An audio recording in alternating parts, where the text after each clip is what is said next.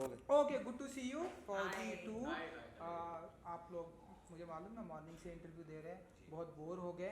Same सवाल, फौजी 200 episode complete करें तो बताइए कि आप लोग क्या फील करते हैं आज के टाइम पे, जो कि बहुत कुछ चीज़ें हमारे इंडिया में हैपनिंग हो रही है।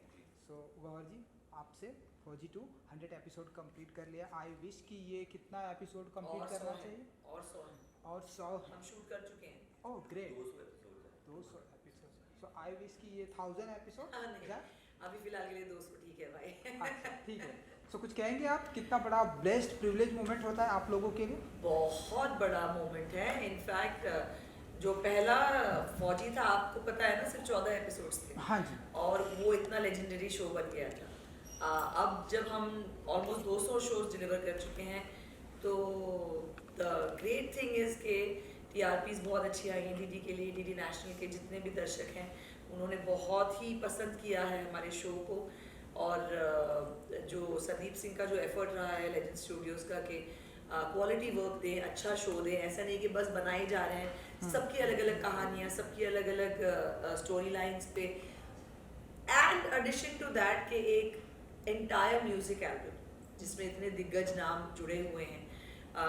सोनू निगम, कुणाल गांजावाला, जावेद अली, रेखा भारद्वाज, और अब नया टैलेंट पवनीत सिंह, जैद दरबार, दोनों ने गाया भी है। पवनीत का मेजर सारे लिरिक्स और देखा मैंने, और जैद का उन्होंने जैद ने एक एडिशन किया अपना और रैप करके उसके अंदर।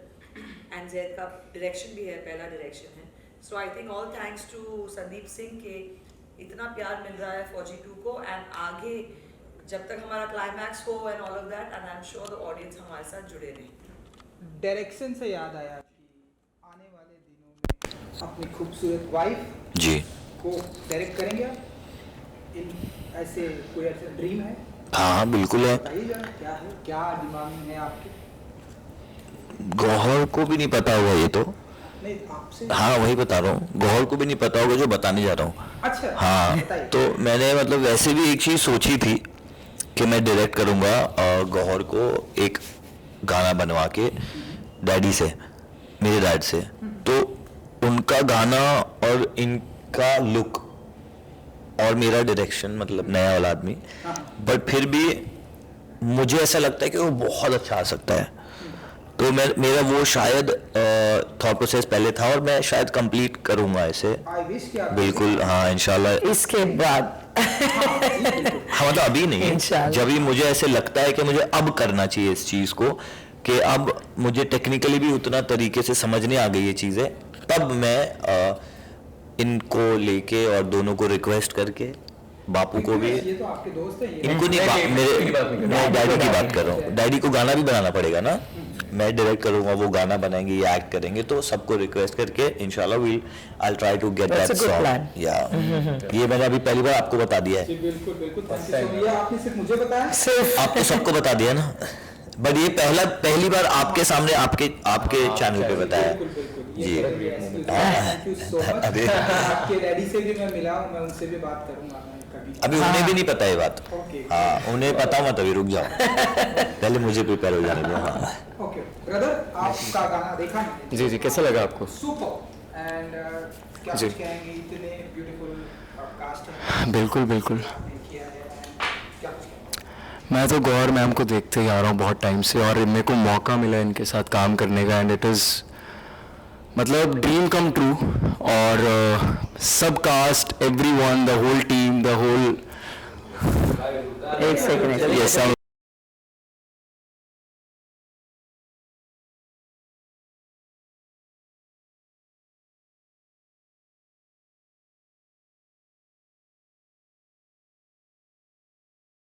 मोबाइल तक नहीं आ रहा है ना। मोबाइल नहीं आ रहा, आप रख सकते हैं। सब सामान ले जाओ।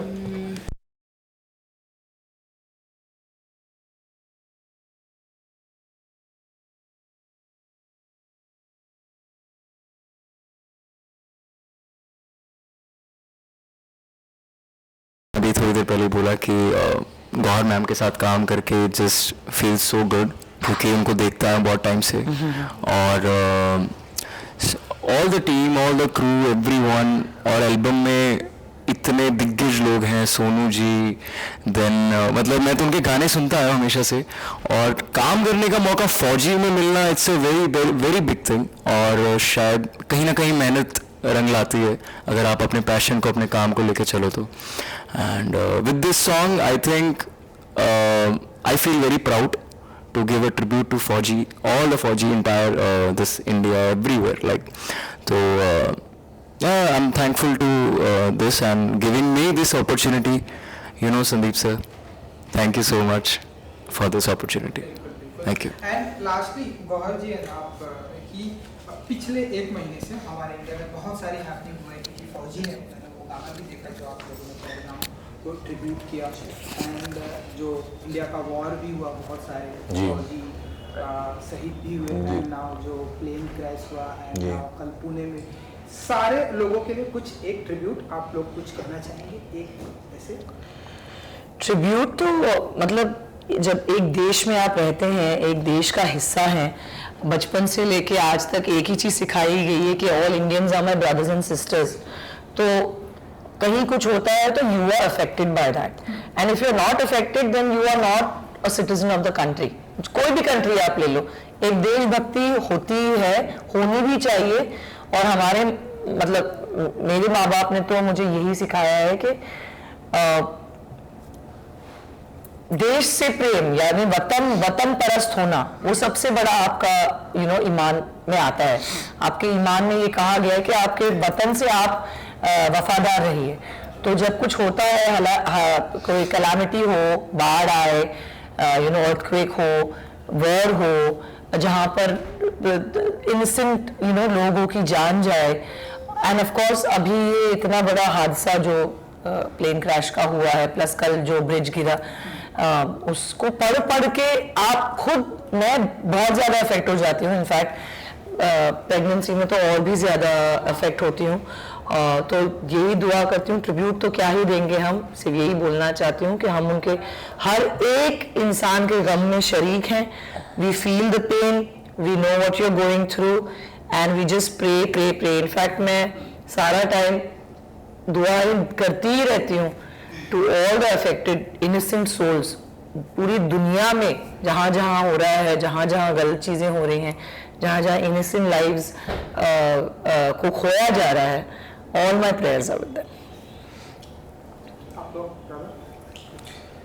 मुझे जब ये न्यूज़ पता चली थी तो मैं बहुत इमोशनल हूँ।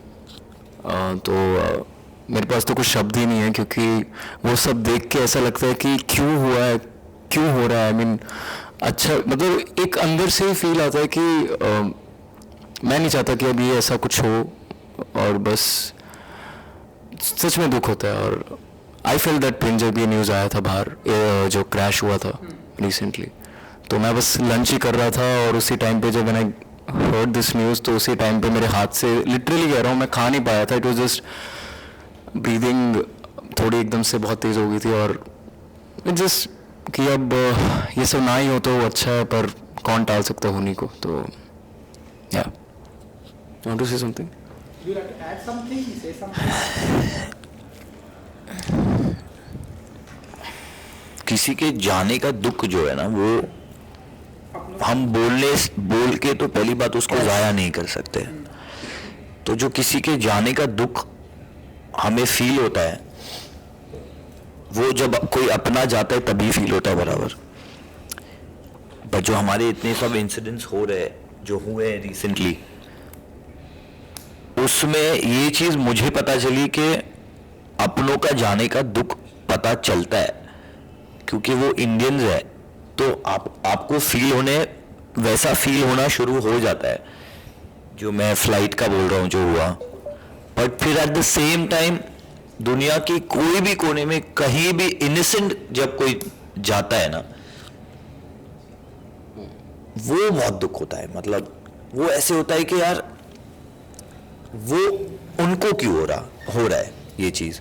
तो बस मुझे ऐसा, मैं बोल के ये सब चीज़ नहीं समझा पाऊंगा, ये सब फीलिंग्स होती है, और बहुत दुख होता है। ऑफ कोर्स सभी को बहुत दुख होता है इस चीज़ के बारे में कि ये मैं बहुत फंबल करूँगा इस चीज़ को बोलने के लिए, बिकॉज मेरे पास वर्ड्स नहीं होते जब ऐसी इमोशनल टॉपिक निकल जाती है, बट इतना बस मुझे पता है कि किसी के जाने का दुख बहुत होता है, और मुझे बहुत ज़्यादा दुख है उन सब के लिए जो इनोसेंट है, और I just pray for them every time. I have seen Gauhar praying every night. I see Gauhar अपने वो शी वेयर्स दैट, और वो अपने फोन पे देख के शी इज ईदर क्राइंग और she is praying. I am consoling her and I'm also praying with her. This is what is happening in my house every day. No, but we are there, we are praying, and Yeah. अल्लाह सबको हिफाजत में रखे, और हमारे देश को और जितने भी किसी के भी किधर भी मतलब जितने भी innocent lives के इनोसेंट साथ- लाइव्स हैं उन सबको प्रोटेक्ट करें. आमीन. चलिए, thank you so much. Thank you यार. Thank you. इमोशनल बात टच कर दी यार आपने. हाँ यार.